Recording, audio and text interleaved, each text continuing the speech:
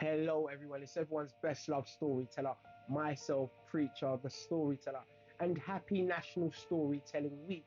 So, as it's National Storytelling Week, I've been waiting and wondering, is anyone going to send me a book to read to you? I've waited and I've wondered and I've wondered and I've waited. Is anyone going to send me a book to read to you? And then, as I was sitting and waiting, there was a knock and a knock at the door. I ran downstairs to the knock and a knock at the door. I opened the door to see a delivery man standing. Hello, sir. I'm looking for Preacher the Storyteller. Preacher the Storyteller? Why, that's me. Preacher the Storyteller? Are you sure that's you? Yes, yes.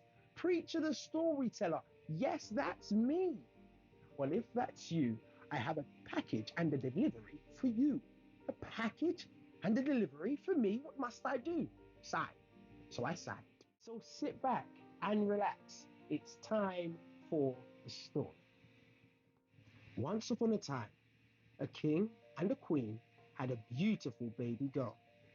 She had hair as black as night and skin as white as snow. So they named her Snow White. Soon after, the queen died, and the king married again. The new queen was vain, with a cruel, cold heart. Every morning she would gaze in her mirror and ask, Mirror, mirror, on the wall, who's the fairest of us all? The mirror would always reply, You are, until one dreadful day when it said, Snow White. Oh. Snow White had become the prettiest, kindest girl in the kingdom, and the queen hated her. Oh my, I wonder why she's lovely.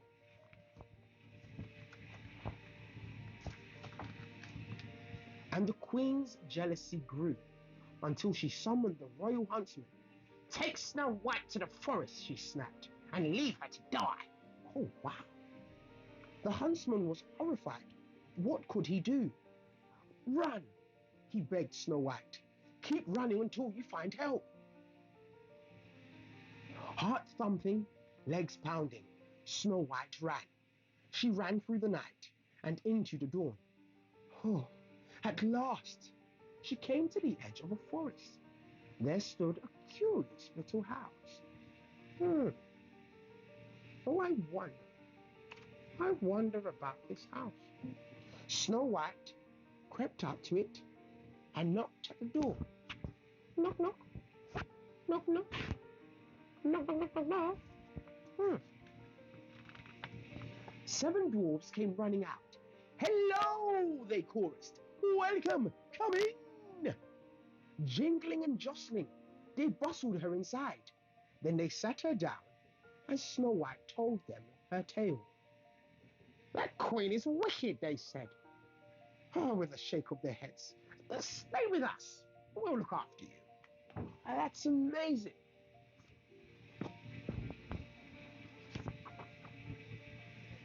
The next morning, the queen strolled up to her mirror.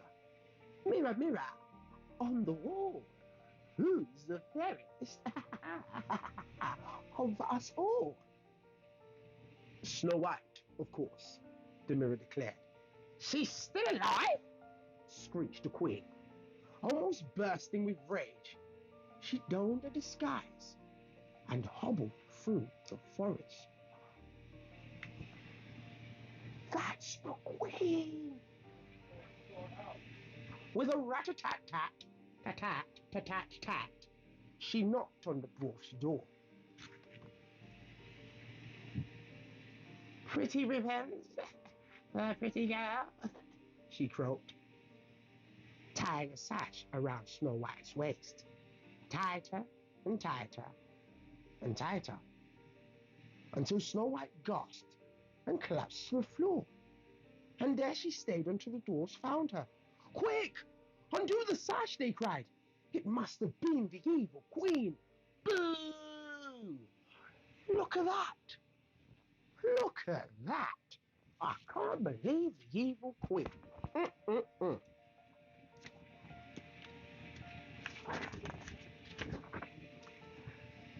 The next morning, the dwarfs set off for work.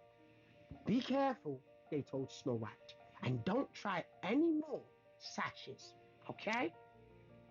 Snow White was busy sewing when she heard a young girl call out, "Glittery coals for sale!" "Here, try one," said the girl, holding it up. But as Snow White placed it in her hair, something tells me this is the evil queen. She fell to the floor once more. "Ha ha ha ha ha!" cackled the girl, turning it into the villainous queen. "I knew it was the queen. Look, my poison comb will finish you for good." The dwarves arrived just in time to snatch the comb away. When the mirror announced that Snow White was still the fairest of us all, the queen was furious. "I will get rid of her," she snarled, and she cast a terrible spell. "Crisp, sweet, apple rosy red. Just one bite and fall down dead. Ha ha ha." Oh no. Look at the evil queen. Oh no. Disguised again, the queen returned to Snow White. "Try my scrumptious apples." "Sorry, I mean apples," she called. Snow White took a bite and dropped lifeless to the ground. This time, the dwarves could not help her up. "Oh no, poor Snow White. She's too lovely to bury," they sobbed, and placed her in a glass coffin. After a year and a day, a prince rode past. "She's sleeping." Oh. Entranced by her beauty, he swept her into his arms, and the piece of apple flew out from her mouth. "Oh, amazing! Oh," murmured Snow White, opening her eyes. "Oh, isn't that amazing? Isn't that amazing?" It was true love. Snow White and the prince married before the week was out, and all the 7 dwarfs carried her train. Isn't that amazing? The story of Snow White is over 700 years old, and this version is based on a retelling by Jacob and Wilhelm Grimm, who lived in Germany in the early 1800s. In 1937, Walt Disney turned the story into one of the most famous fairy tale movies of all time. Wow. Thank you for taking your time to sit down and relax and allow me to tell you a story. Once again, thank you to Learners to Readers for such an awesome book. And if you would like yourself a book as well, head on down to Learners to Readers. I'll see you all again soon. Happy National Storytelling Week. Bye!